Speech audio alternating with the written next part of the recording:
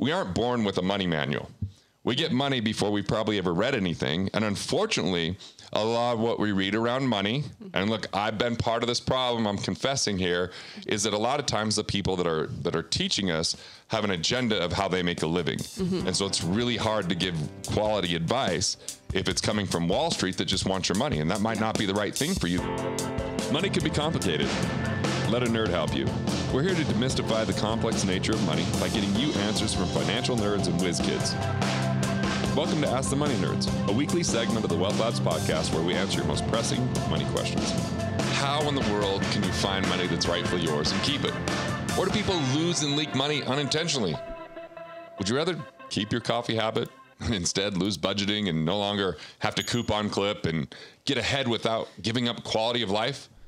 What habits can you implement to build cash flow, find money, and improve your finances today on Ask the Money Nerds? I love that enthusiasm and that excitement in your face. I just gave you that look like we're doing this. We're doing Let's ready to roll. Okay, so Scott's question. I love Scott's question because when we take and I'll read it here in a minute, but when we take an assessment or an inventory of our habits, our daily habits, whether they're around money or not, we can really decide what we want to hone in on, what's going to help us grow and shape our lives in a different way. So Scott's question today says, what are the best daily money habits or routines to implement for improved productivity and improving cash flow? Okay, let's do this. Let's do it. So look, I remember discovering something that we called the producer power hour. And our definition of producer was to produce more in the world than we consume, right? So you're adding something, you're adding value. And then the power hour was, what if you started your day investing in yourself? You're not investing money, you're investing time. And there was really 3 E's that we started with. A little exercise, right? Get the body in motion. The second E was education. Where can you kind of develop the most important skills, whether those skills around money and cash flow like we're talking about here, or maybe it's emotional intelligence, or maybe it's marketing, or maybe it's speaking skills, but you're reading something that helps you to put your value out there in the world. And then the third thing, and reading or listening or however it might be. And the third E was enlightenment, which was more about a spiritual component, a gratitude component, or a component for space, because there's so much noise in the world. We're just constantly bombarded with things, and I'm noisy. I get it, you know. And if you had this space to actually listen to yourself, to tune into that intuition, right? So that could be just quiet time to think. That could be meditation. That could be prayer.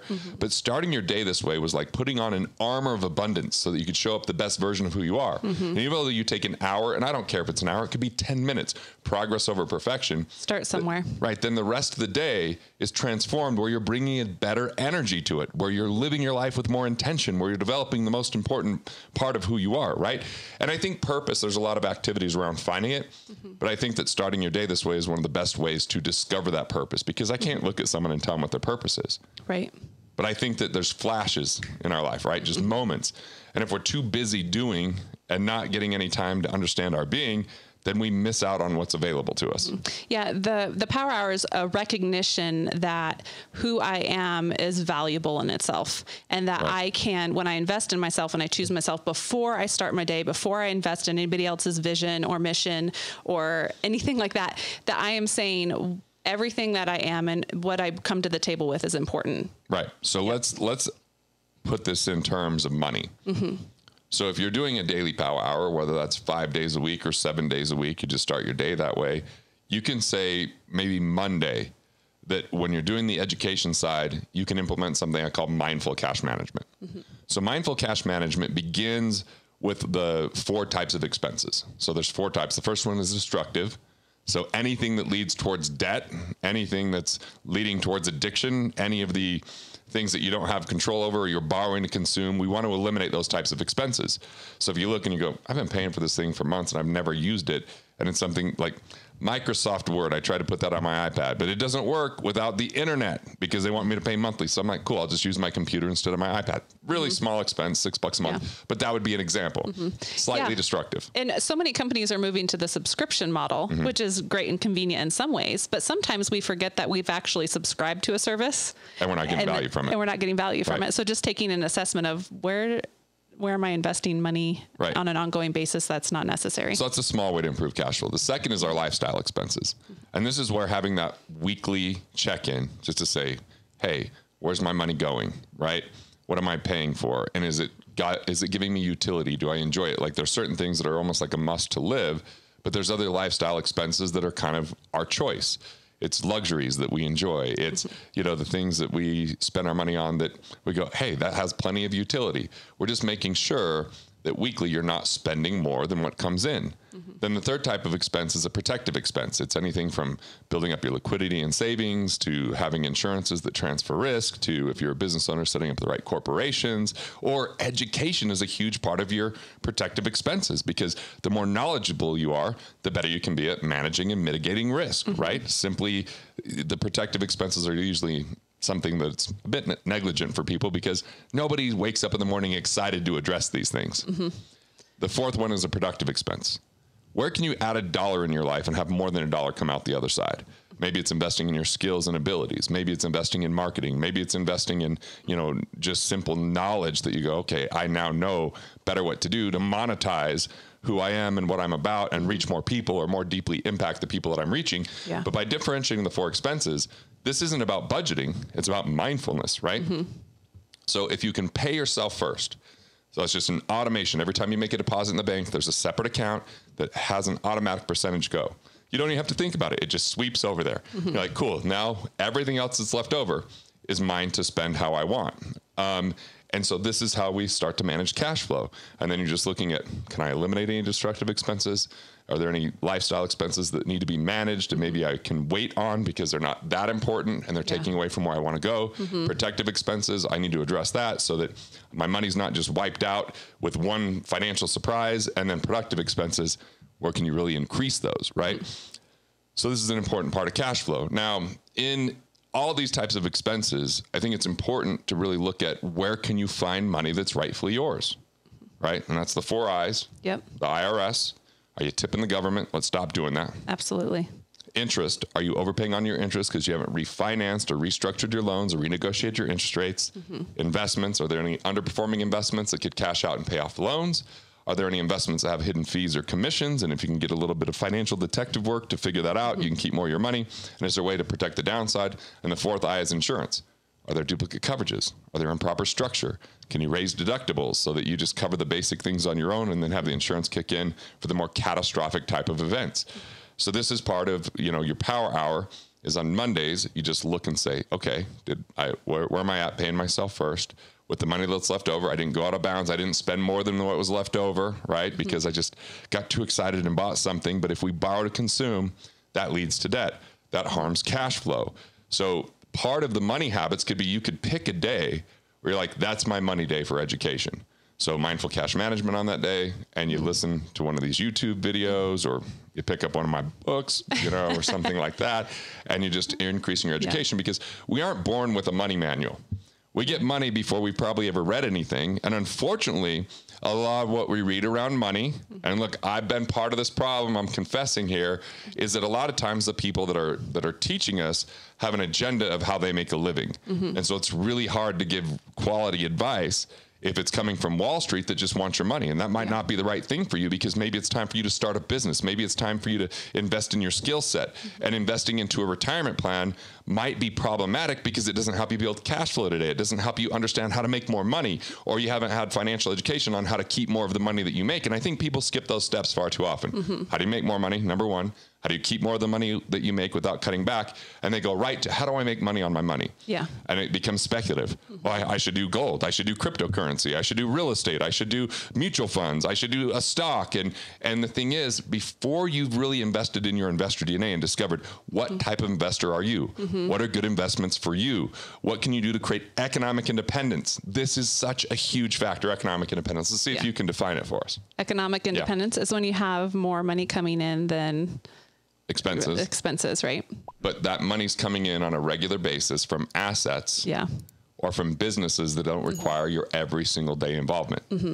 It doesn't mean that you just set it and forget it and it always works out. Right. A lot of people will say, I want to learn how to get passive income. Would you differentiate the two like, economic independence and having reoccurring funds coming in, but it's not necessarily passive, right? But that's just a term that floats around in the financial world a lot. Right. I think that we've been lulled to sleep thinking that investments should be passive. We hand our money over and we make our money work for us. But the problem is, if that money isn't actually doing what we want it to do because it's taking on too much risk, there's too much volatility, there's too many fees, it's not creating cash flow, actually funding retirement plans can slow down our economic independence. I want people to be more active with their investments than less, meaning especially in the choice. Like if you're going to invest in real estate, be willing to say, that's not a good deal. That's not a good deal. That's, this might be a good deal. Let me investigate it further rather than just handing it over to someone saying, well, they're the expert. I'll just trust them. Now, let me be really clear about this. There are extraordinarily intelligent, smart, brilliant people on Wall Street, but a lot of those are working for themselves or working for hedge funds. And there's a lot of people that are handing their money over and it's not working hard enough for them. It's not doing enough for them. It's about accumulation, which is waiting for 30 years, compounding your interest and hoping that's going to take care of some future date. I want people to focus a lot more on how do you create cash flow. And Investor DNA would say, what category are you going to focus on?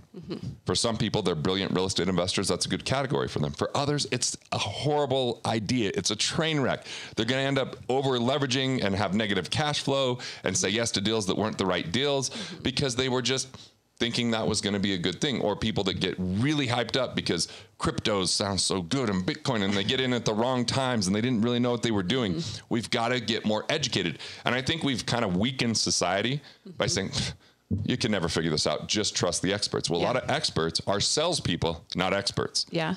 It's like whoever is selling us on an idea or a product, we really have to look at where are they incentivized? Right. And those are questions that we can all ask people. It's hard to, navigate all of this, but when you begin to ask them those questions, you might get a more clear idea on how they're incentivized. And that's going to help you understand why they're pushing a product or a service to you. Right. Follow the money. Yeah. Look at the compensation. Absolutely. Look, I had to stop selling life insurance in 2005 because it was really lucrative to sell it. And if I kept selling it, I have a bias towards overfunded whole life. People have to know that if they're watching the channel and listening to everything that we're talking about, because I like security, I like stability, but I don't think that's the end all be all. It's a storage facility for your money. Yeah. That you could then use that cash for other things. But what you use that for depends upon who you are. Where can you create cash flow? For me, right now, I think that's private businesses for me. Okay. Yeah. Private businesses are there ones out there that can support Wealth Factory and our mission and vision that we could acquire, that gives us new ability, it gives us new infrastructure, gives us better reach, it gives us a good team. That's what I'm looking for. And I have to be picky. It's been a long time since I bought a business. It's been 6 years. It's hard for me to be patient. You know me. I'm not the most patient person. You're a quick start. So passive income, it's a degree. It's a kind of continuum. Completely passive, I don't know a lot of that exists because a lot of times it's just money passing people by. Yeah. But making your investments more passive, meaning there's recurring revenue, it keeps coming in, but you still monitor it. Yeah. You still are responsible for the management of it, but you're not dealing with it moment to moment every single day. And rather than having an investment, you wait for 30 years to find out if it pays off, having that cash flow come along the way. So you get more active in the selection and then you get more passive in the ongoing management. That's kind of the goal here. Yeah. And what I'm hearing you say, passive doesn't mean that you're not tending to it. So I think sometimes passive for, even just in my knowledge and for other people, passive means I'm not being mindful about it. I just kind of set it and forget it, like you say sometimes. But there's more to it. Right. And so mindful cash management versus budgeting. Budgeting is every dollar you're saying, okay, how much do I have that goes towards these types of things? How much do I have to go towards these types of things? It requires a lot of energy. Totally. And if someone is spending more than they make, they should go get advice from a different channel and they should figure out how to budget because you're going to be in a wreck. You're going in the wrong direction. What I'm wanting people to do is be mindful about the flow of their money and invest in themselves and look to expand what they're making, look to make more, look to increase that income and then increase their quality of life, but have an automatic percentage that's set aside. So as you make more money, it's not automatically spent. You're taking that percentage and setting it aside. And then you're just looking at the rest of the flow of your money and saying, And then economic independence is how do you create enough cash flow to cover those expenses so that it's coming from your assets, not from your direct active income. Yeah. And so we all have to become better investors to do that. And it means that we can't just set it and forget it, invest early, often, and always, wait for it to work out, and trust the so-called experts. We have to utilize experts to increase our own knowledge so that we can be responsible and in the driver's seat of the decisions. So we utilize experts instead of rely on them. Being overly reliant is risky. Utilizing from the right voices and the people that have, done it before, or that really, they have a niche. So there's brilliant people that teach real estate. I'm not a big stock trading guy. I just don't think it creates enough value in the world. So there's people that can teach it, but they can't teach people how to govern their emotions. And so a lot of those things get sidetracked because of the emotions. So know who you are, know how you operate. And if you're not willing to be a little bit more active, that's why I think cash flow banking at cashflowbanking.com is helpful, because sure, you're not going to get a home run with that. But if you can get 4 or 5% with safety, with some security, with a level of guarantee once it's there, that's better than speculating in things you don't know and understand. And that volatility a lot of times gives people knots in their stomach. They're like, I just worked so hard for this and it just went down in value and I don't know why. And I had nothing to do with it. And that lack of control is actually creating far too much chaos. So the good news is you don't have to know everything that there is to know about finance. You have to know a few things, but know them really well, and life gets increasingly better. Yeah.